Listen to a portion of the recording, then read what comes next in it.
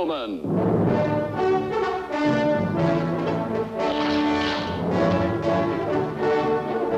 Starring Chuck Connors.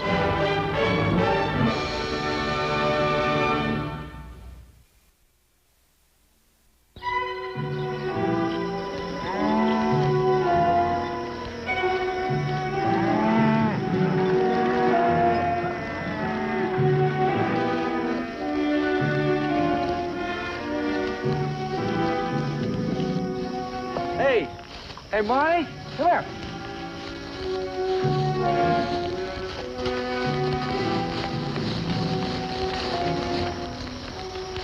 Some pilgrim thinks he found a home. Well, now, don't you think it was time we showed him the error of his ways?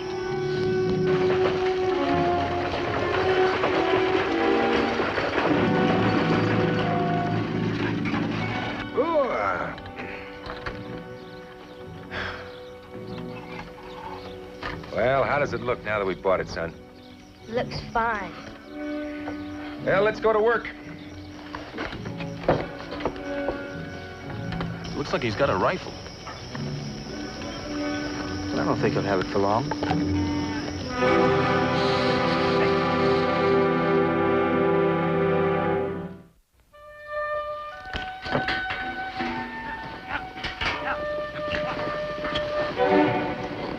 Hey, Paul.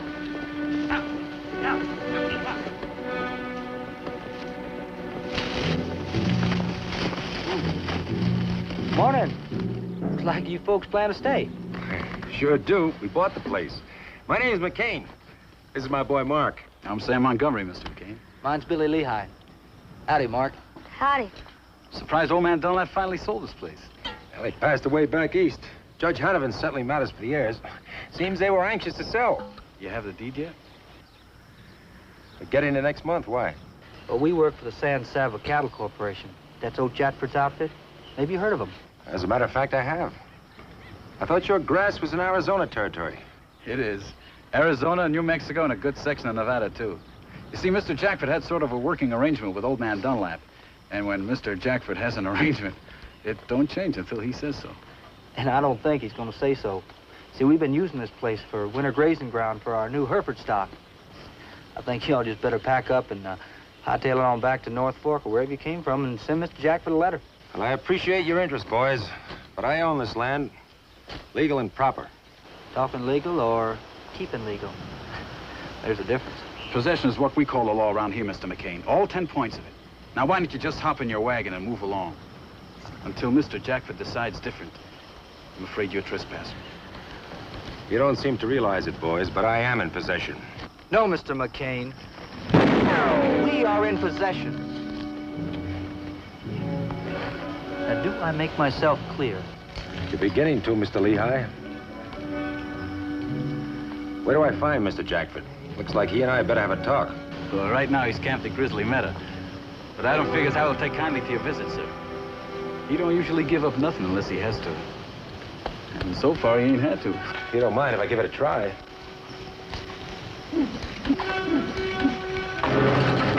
Stand easy, Mr. McCain.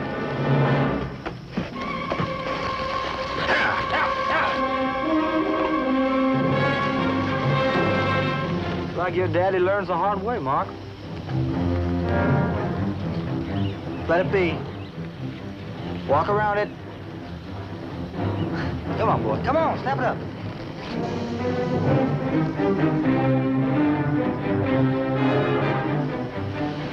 Lucky, don't you go worrying about your dad. He will be all right. As soon as he calms down a little.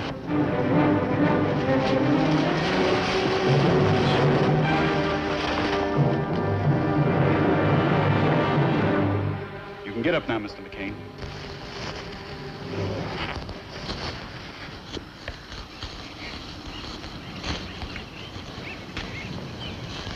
Sorry I had to fuss with you. Hey, Mr. McCain, what do you get this loop here for? Is to make it easy to... Marty, this thing goes off all by its lonesome. I didn't pull the trigger, nothing. Looks like that weapon has your best interest at heart, Mr. McCain. Well, this thing has a little old fandango here that trips the trigger when you slam the lever home. This is mighty cute, Mr. McCain.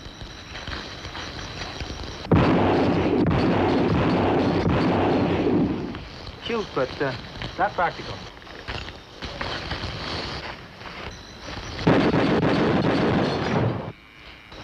See what I mean? Mister, I think it's time for you to get in that wagon and pull out. You're gonna keep the rifle. Yeah, I think we will. I like it. Are you leaving, Mr. McCain? Or do we have to drag you out?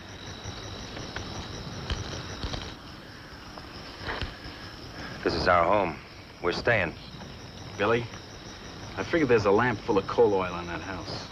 Yeah, I think maybe there is.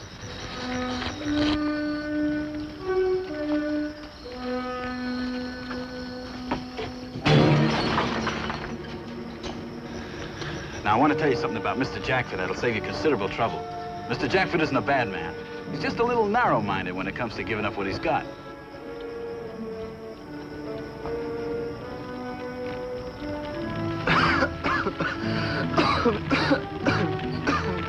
Mr. Jackford figures he's his brother's keeper. Sure keeps well.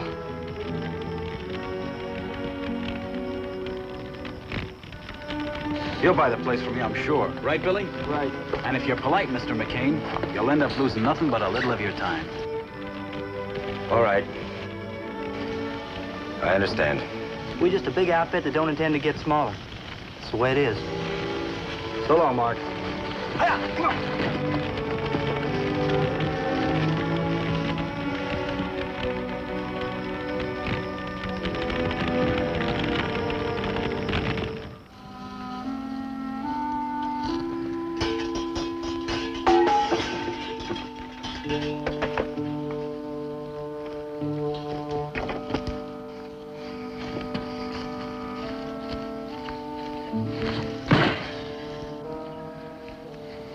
Pa, it's just not fair. We ride halfway across the country looking for the right place, and when we finally got it, well, look what happens. Looks to me like the Lord's dead set against us having our own place. Help me saddle up, boy. I want to tell you a story. Oh, come on. A long time ago, in a country so far west it's almost due east of here, there lived a big stockman with a beard so long it reached down to his belly button. His name was Job. Now, Job had 7 sons and 7 daughters and over 7,000 head of fine cattle and sheep, not to mention a considerable amount of camels. Now, Job was top dog with the Lord because he was so hard-working and righteous. And the Lord, who never lost a chance to brag on him, made a point of telling the devil about the old man, about how he hated evil, fought temptation, and most important, how he never lost his faith in God. Well, the devil switched his tail and laughed. And he allowed that Job was such a good man because everything was going his way. Just give him some trouble and he'd switch sides in a hurry. Well, the Lord thought this over. And then he said he'd give the devil a hog dollar against a penny worth of brimstone, that Job would keep faith with his maker, no matter what trials were put upon him. Well, the devil has set some rustlers onto the old man's stock. And he called up a big wind that knocked down his house and killed all his children. The old man's beard turned white with grief, but he held steadfast. So the devil reared back and saddled them all over with festering boils. Mark, Job was as miserable as a man could be. He got himself a piece of broken jug, sat out in a corral, doctoring his boils and shaking ashes over his head and bewailing his fate, wondering why the Lord had forsaken him, until finally 3 of his friends came up. And they told Job that wailing about the situation only made it worse. And it looked to them like he'd sinned somewhere along the line. And why didn't he repent? Job jumped right back at them. He said he'd repent when he had something to repent about. He knew he'd been good and righteous, and while he might complain about his lot, he'd not lost faith with the Lord. Oh, that my words were now written and printed in a book, graven with chisel and granite rock forever. For I know that my Redeemer liveth, and that he shall stand beside me later on. That's how the old man put it. Well, Mark, the devil was plumb wore out, so he just tossed in his chips and quit the game. And the Lord was so proud of Job, that he restored all the old man's children and his house and his camels and sheep, and he gave him over twice as many cattle as he had before. And Job lived 140 years, happy as a bird dog, and finally died, being old and full of days.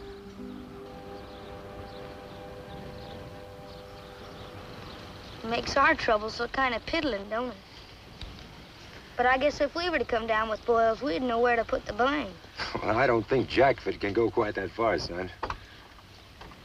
I guess we're gonna keep this ranch. Well, I guess we're gonna try. Now, you take the wagon back to town. Tell Judge Haven I'll be there in 2 or 3 days. I'd like to stay, Pa. I can bed down over by the spring. You think you can handle a team, make camp? Might get lonesome. Well, Pa, I'm 10 years old. All right, but you keep your eyes open after dark. Rattlesnakes like to move when the sun's down and the ground's still warm. Pa, are you going against Jackford without your rifle? I don't plan on it. So long, son.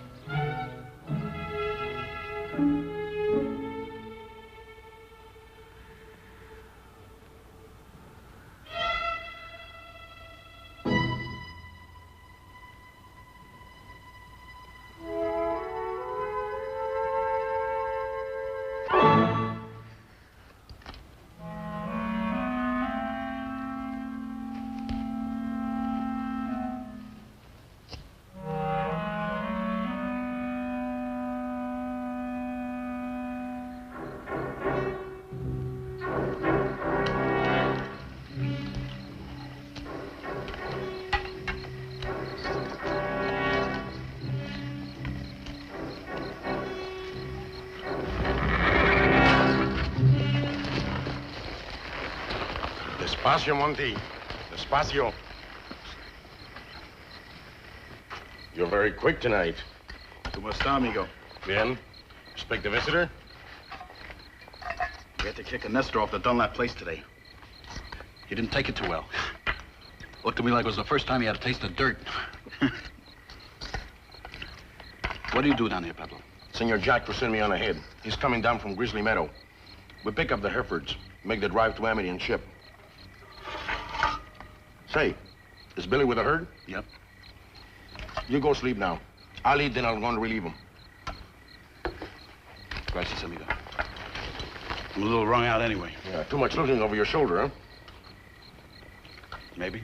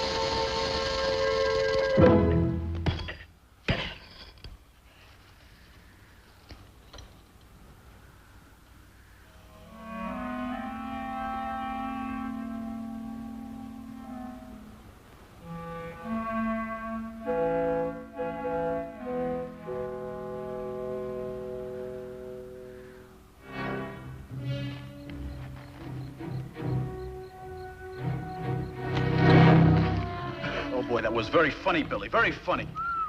Easy, Monty. Come on. Peddler with the cattle? Yeah? Going back to sleep. Take it easy. Come on.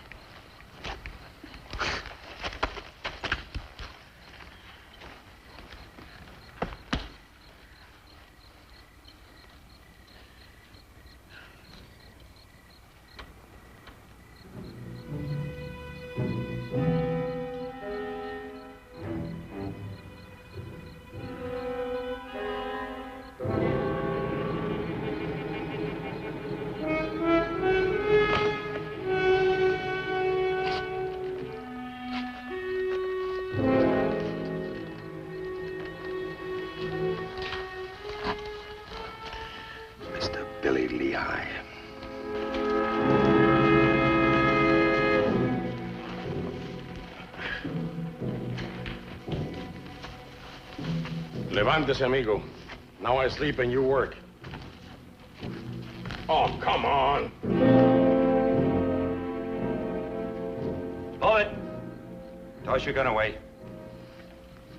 Come on. Sit down. Siéntese.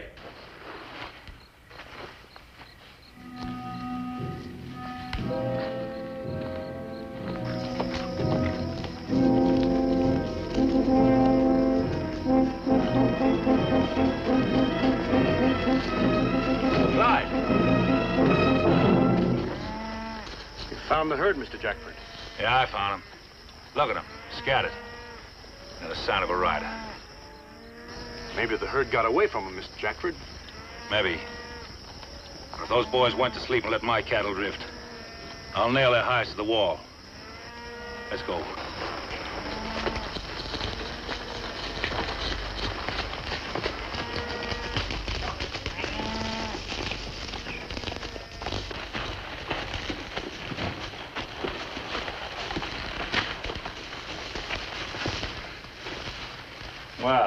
Well, if this ain't something. That's far enough. Evening, Mr. Jackford. All right, shed your guns and step away. Old man, if you weren't so slow, you'd be wearing a broken wrist. What do you want, mister? My name's McCain, Mr. Jackford. Your two boys tried to push me off my place this morning. I come up to tell you it can't be done. Oh. You bought the Dunlap ranch. I bought it, and I plan on keeping it. How much do you want? You can't buy it for money, marbles, or chalk, Mr. Jackford. You're gonna keep your stock, your men, and your dogs off my property till I tell you different. And if I don't? I'll bury him there. You haven't got the chances of a... Maybe I ought to rope and drag you for a while. A mouthful of foxtails might teach you some manners. It taught me. All right, all right. You had your say, now get on your horse and get out of here. We got another thing to settle. Your boys burnt down my house.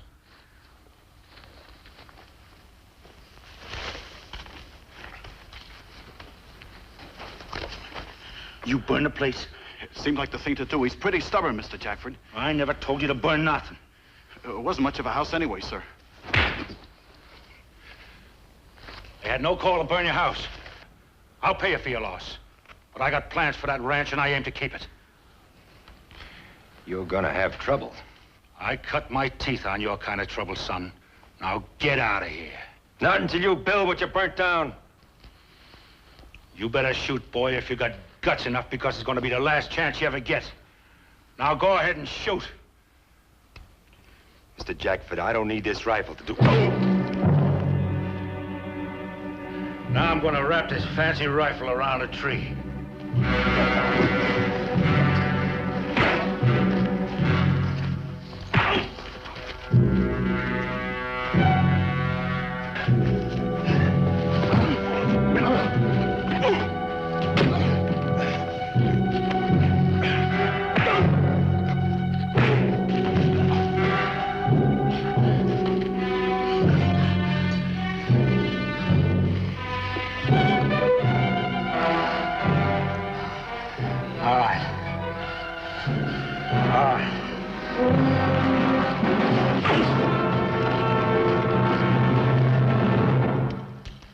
That's far enough, mister. Well, tell him to shoot. If you got guts enough. You better do it, Jackford. Or I'll be waiting out in the brush every time you step out the door.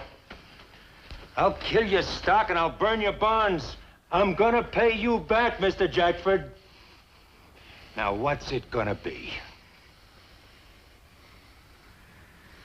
All right. We'll build you a new house.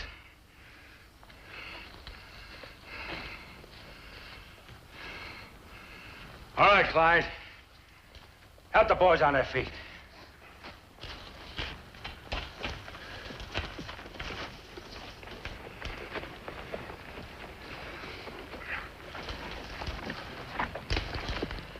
You got yourself a ranch, mister. Whether you keep it or something else. You step out of line, or you make one mistake and you're finished. I'll be watching and waiting. Waiting for a reason to come after you with a gun, and when I do, I won't be alone. Remember that, Mr. McCain.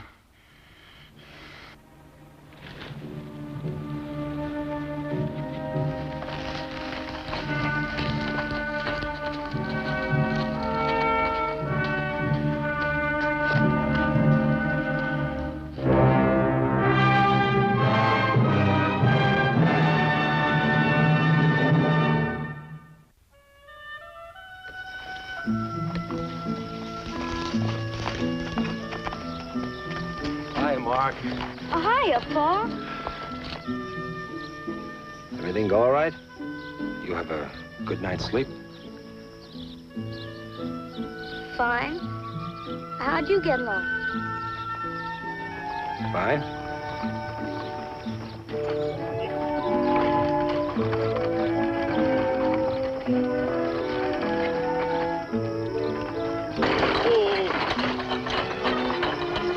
Well, where do you want us to unload, Mr. McCain? Right beside the burn. I want all the ashes and trash cleared away before sundown. Yes, sir. Hiya, Mark. Hiya, Billy. You're gonna help us rebuild, son. Good. Like some coffee? See, I think maybe I would. Got a fresh pot going for when you got back. Well, hop aboard.